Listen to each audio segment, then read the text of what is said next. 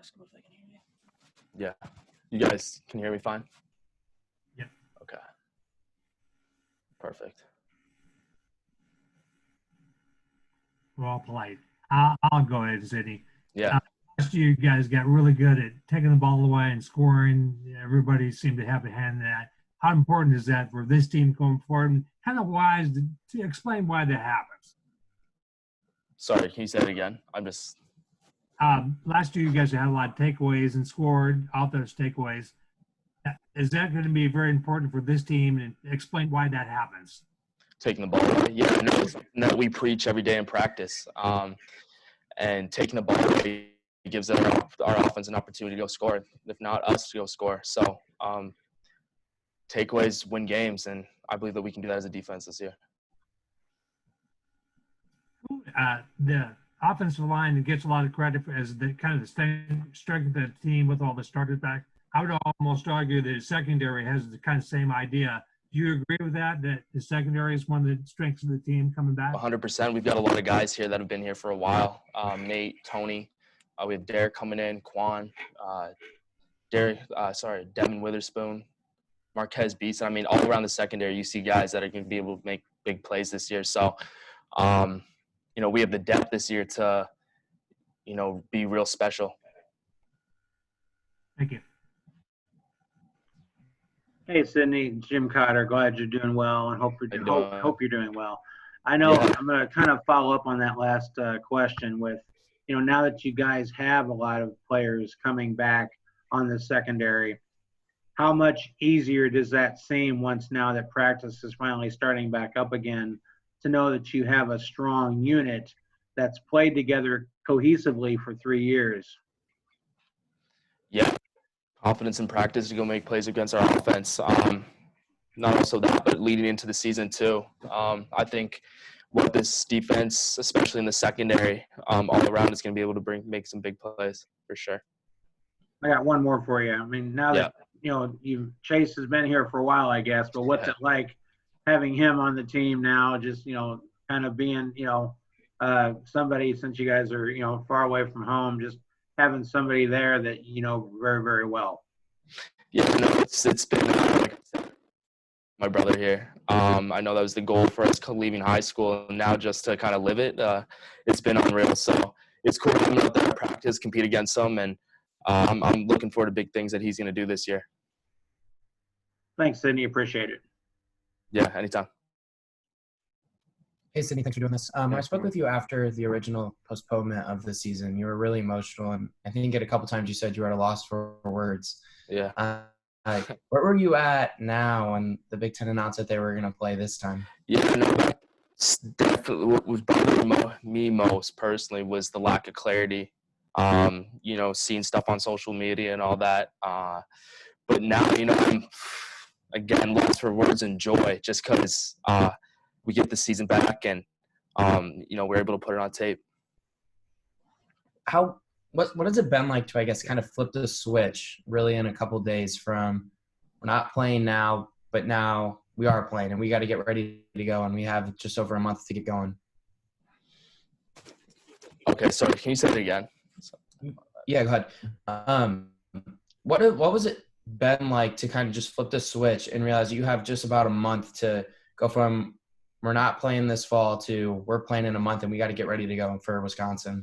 Yeah, I mean, I think everybody there was a little emotional after the Big Ten announced that we weren't going to have a season, but I believe that everybody stayed ready. Everybody stayed prepared for the season to come up at some point. So now that the switch is now flipped up, it's just, staying focused and, getting your body and getting yourself right mentally for the season.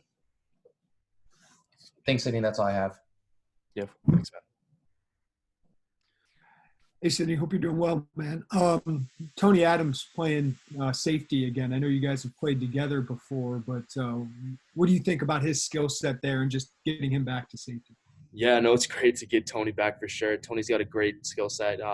He's got that experience at corner, that experience at nickel, and experience at safety. So, he's been all around the defense, and he's got a different perspective than most guys have. So I'm really looking forward to what Tony can do this year, especially staying strong at safety. I would imagine that also says something about your corners. The young guys looking pretty good so far alongside. Yeah. Yeah, I'm not going to say much. I mean, we're just going to put it on tape this year and, show everybody what we've been working for. Thanks, Sidney. Appreciate it. Of course, man. Hey, Cindy, got a football question and got a social question if you're willing to speak on that. Yeah, for sure. Yeah, on the football side, just what's been your perspective of Marquez Beason and his bounce back and how he's been looking? Yeah, Marquez is working his way back into it. He's a strong-minded guy for recovering from an injury like he has. It takes a lot out of somebody when, especially the knee injury that tears ACL. So for him to bounce back and start moving again and getting back into practice, I think when he's fully comfortable in this defense and he's shown great sprouts of that, that he's going to be an impact player for sure. And my question for you is, if you're willing, being Canadian, having done high school here in the U.S., watching what this country has gone through, both handling a pandemic and the social injustice issues, racial injustice issues, have you found yourself in a different spot than some of your teammates in processing all this? No. I mean, I'm here with my teammates. We're all going through it together. Sure. Definitely from I'm just in it with the teammates here. I mean, it's just it's sad to see some of the stuff that's going on this side of the country, but we're all going through it together. Sorry. I meant to say, did you have maybe at times a different perspective from your background? From the pandemic standpoint? Either or. I mean, yeah, I'm just not gonna. I'm gonna leave it on that. Gotcha. For sure. Thanks. That's all I had. Yeah. Okay. Thanks, Scott. Hey, Sydney. Hope you're doing well. Thanks for doing this. When we talked when the season was postponed, you were really high on what you guys had done in those first 4 days of camp. And can you best describe, I guess, what camp looked like in those 4 days, and how do you get back to that point, or are you already there? Yeah, no, camp in those first 4 days, we were looking really good. Guys bringing energy to practice every day. And we were all excited to start playing against the offense because there's a period of time there where we couldn't really compete against each other just because of guidelines that were in place. But now I feel like we have advanced past where we were back there in August. So, yeah, man, I'm really just looking forward to putting on the pads and, getting ready for the season fully. And you've talked about the experience you guys have, which is both college experience and just experience with one another, knowing who's beside you, strengths and weaknesses. How much does that help you guys in terms of, maybe just a different level of communication or understanding about who's around you? Yeah, for sure. I mean, especially playing on defense, it's all about communication and being in the right spot at the right time. I've played with these guys for 2 years now, and going on to my third, and just, being able to build that relationship with them inside the locker room, outside the locker room, and, knowing their strengths and weaknesses and my strengths, and them knowing my strengths and weaknesses. It really helps because, you can kind of, communicate to guys with, like, if you need help somewhere, or, if they see something and that you want to, tell them what's going on. So that helps a lot for sure. And then my last thing, when you guys are able to go offense, defense, is there a brotherly bet for ball security? I mean, you're going to try to take that out of Chase's hands. Have you guys talked about that? What's that like? Oh, yeah. No, every opportunity I have to get the ball, I'll try. But we haven't really chatted about it too much, but I'm sure we will soon as we start actually fitting up with pads. Thank you, Sydney. Anytime, man. Sydney, I imagine Derek Smith's transition from linebacker, at least being listed at linebacker last year, to now being at safety is huge for a normal player. But what have you seen out of him that makes you think he can be a contributing factor to you guys' 11 on defense? Yeah, no, his size is definitely something that's going to help us in the secondary. Derek brings a different physicality to our secondary that's going to be extremely helpful this season. I can't wait to see him out there. Is he adapting okay with the idea of playing in space and things that you have to do at your safety positions and kind of understanding, you're kind of a little bit more on an island than, at safety than especially you are at linebacker. Yeah, so I think he's had safety experience before, and this isn't his first time doing it. So, I'm sure he's been adjusting just as fast as everyone else. So, I'm really looking forward to, like I said, what he's going to do this year. Lastly, I've kind of been asking every player this, but what are your thoughts on an empty stadium game, whether it's at home or on the road? Is it something you're going to have to get used to? Is it something that you felt is weird when you've already been watching games as to how are these guys getting up for these games in pregame? What do I need to do to get that adrenaline up? Are those things that already are kind of going through your mind once you get started? Yeah, it's going to be an adjustment for sure. I mean, going from playing, our first game's in Wisconsin, having like 60, 70,000 fans in the stadium to now having none. It's definitely going to be something to adjust to. But at the end of the day, we're just playing football. So we're going to have to come with the same energy we do every single day. And, just go out there and play, give it our all. Thanks, Sidney. Appreciate it. I got one more. Sidney, how are practices now compared to what they are like normally during a normal year?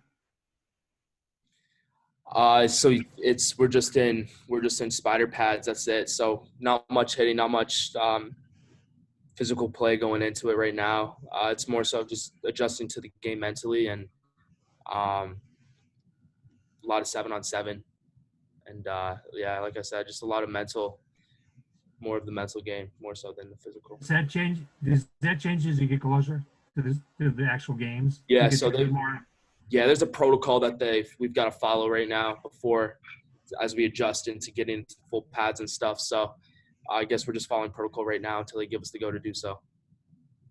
You're a physical guy. That must be irritating, right? Not to be able to actually hit people a little better or not. Yeah, no, for sure. It's definitely something to adjust to, but it's helping me work my technique for sure. And yeah. Thanks, Sidney. Thanks. All right, Sidney, first question is, can you prove that you're not Chase and you've been fooling us this whole time? I am Chase. No, okay. I'm lying. That's what I figured. Yeah. I knew we were getting parent trapped. My question is for the eligibility changes that came down, where the NCAA has basically said that this season, kind of won't count for anyone. Does that change your approach to your career and, how many seasons you want to play? What are your thoughts on that thing? No, it doesn't change my approach to anything here. I'm just going to continue to work, continue to play. I can get out of here whenever. So, it doesn't really change my plan here. And, have you and your brother talked about that? It kind of, he got the waiver and then he redshirted and, so all the eligibility is kind of like up in the air. This season doesn't count. Do you guys have a plan together of your careers and playing together in college? No, not really. When one of us has the opportunity to go, or if we ever do, that's going to be just go live your dream for sure. So, yeah. Okay, that's it. Thanks. Sidney, I just had a follow-up. We've talked a lot in the past about Lovey and his, takeaway culture that you've built. I know that's been in you guys' heads for a while, but why do you think it was successful last year? Why do you think it all came together last year? Because that was our mindset. It was preached to us every single day. The coaches, Lovey, especially all the defensive coaches and Lovey Smith. Every single day in practice embedded it in our minds. So there wasn't a player on this defense that you ask the same question, they wouldn't say the same thing. You know what I mean? So it's something we preach every day, something we practice every day. And that's why it translated onto the field like it did last year. How much do you think experience of just being on the field, maybe seeing the field in a different way, how much does that play a role? Yeah, it's going to help a lot, especially, as a freshman, the game moves so fast. So now it's slowed down a lot. I'm able to, think while I'm out there, So that's the biggest thing, is just that comes with experience. It's the game slowing down for you. Thanks, Sidney. Thank you. Hey, Sydney, I've got one quick follow-up. Oh, go ahead, Joey. Go ahead, Joey. Go ahead, Alec. You're fine. Okay, thanks. I've got one quick follow-up to that question that Jeremy just asked. Yeah. Tony said that the defenses might have a little bit of advantages over offenses just because of offense is more timing based. With you guys being so takeaway heavy and that being a lot of timing, particularly for interceptions, is that going to be difficult for you guys in the first couple of weeks, you think, to really force as many interceptions or force fumbles as well? I mean, I don't think so. I mean, I think by the time we get to week 1, when we're playing Wisconsin, we're going to be ready to go. Yeah, no, we're going to come out there and do our thing. So, yeah, I could see how the offense is a lot of timing, but it is on defense as well, being in the right place at the right time. So, yeah, see what happens when we get out there. I guess, Sydney, for you, first of all, you guys still doing some level of virtual meetings, or are you all in person at this point?